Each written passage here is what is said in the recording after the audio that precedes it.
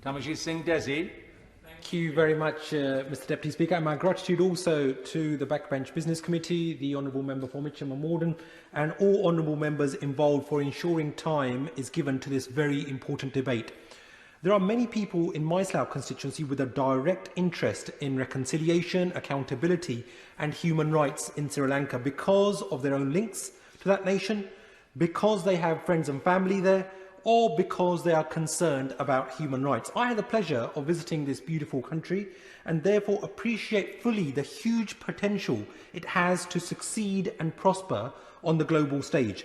However, since the end of the tragic civil war in 2009, there has sadly not been the construction of robust human rights institutions and legal frameworks needed.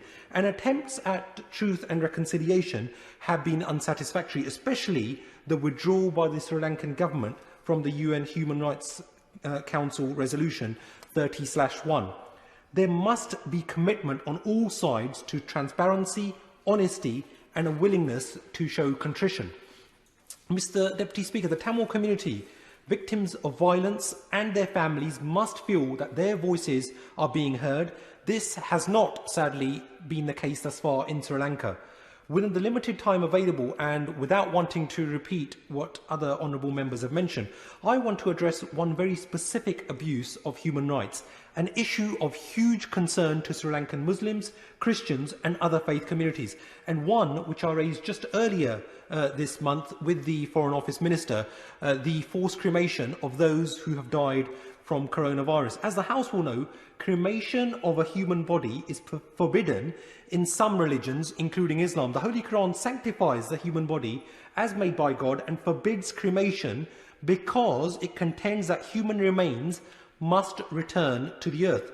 But widespread reports indicate that Sri Lankan authorities have been cremating all COVID-19 victims, regardless of religion. The Sri Lankan government's chief epidemiologist claimed that burials would, and I quote, contaminate ground drinking water. There is absolutely no medical or scientific basis for this. The World Health Organization has made it clear that human remains can be safely buried without risk of spreading COVID-19, and across the world, including right here in the UK, countries have safely buried the bodies of those who have tragically died from this virus. And whilst reports indicate that these measures are being reversed, albeit not to full satisfaction yet, this has been seen by many as being in the broader context of oppression of minorities in Sri Lanka, including Hindus, Muslims, Christians, Tamils and others. From listening to constituents, especially those worshipping at the Masjid al-Jannah now, and the Council of Sri Lankan Muslim Organisations UK, as a Vice Chair of the All-Party Parliamentary Group for Sri Lankan Muslims, I appreciate their deep pain and legitimate concerns. Mr Deputy Speaker, when the war ended, after 25 years of death and destruction, we had hoped for a lasting peace for every citizen of Sri Lanka. We had hoped for the rule of law and universal human rights.